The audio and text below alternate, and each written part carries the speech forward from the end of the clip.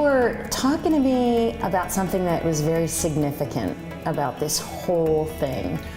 So we set off from Rotary Beach and we're on a morning run. There's 4 of us on that run that morning.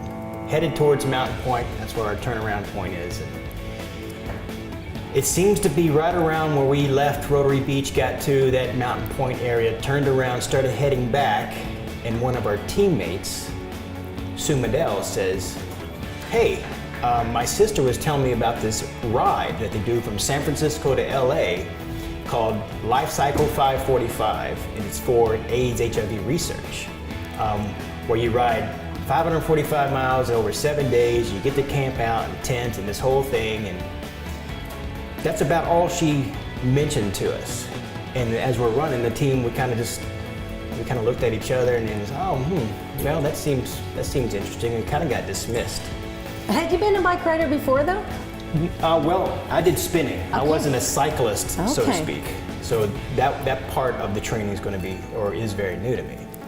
But so fast forward a couple of weeks go by, back on the run, and then one person on the run would say, you know what, I've been thinking about that ride. And then the other person would say, well, I have too.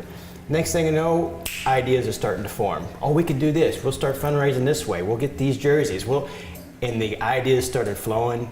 We developed a team, got a team name, and really started making a push towards this event called Lifecycle 545. So it was really the coming together of your group that the light bulb went off and said, we really want to do this. That's correct. This is a huge ride.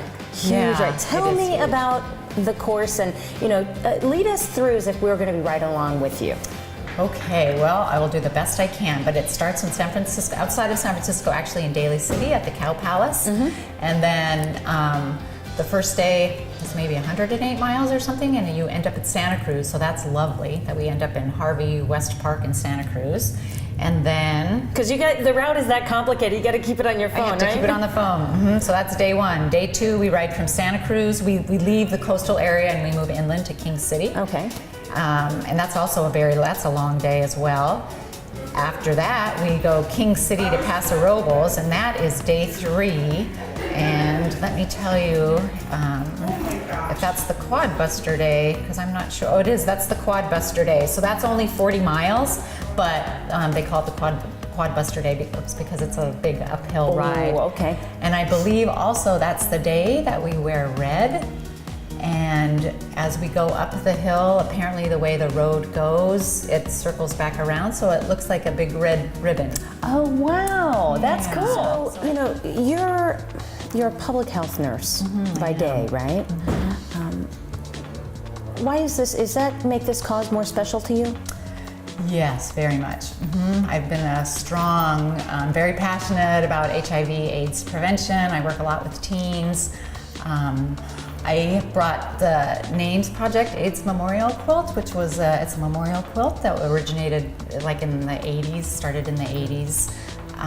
And it's a quilt that has people who have passed away from AIDS. People made squares and donated to the quilt.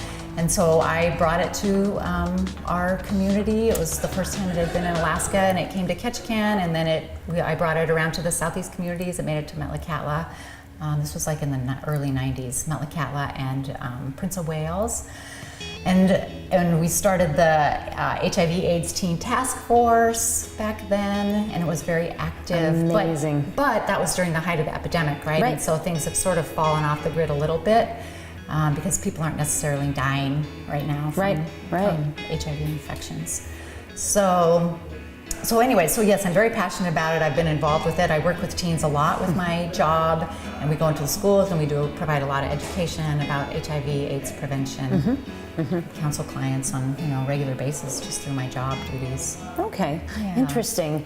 So listen, Ketchikan is historically and notoriously supportive of causes. How long have you been raising funds for, and what's kind of some of the feedback that you've been getting around town?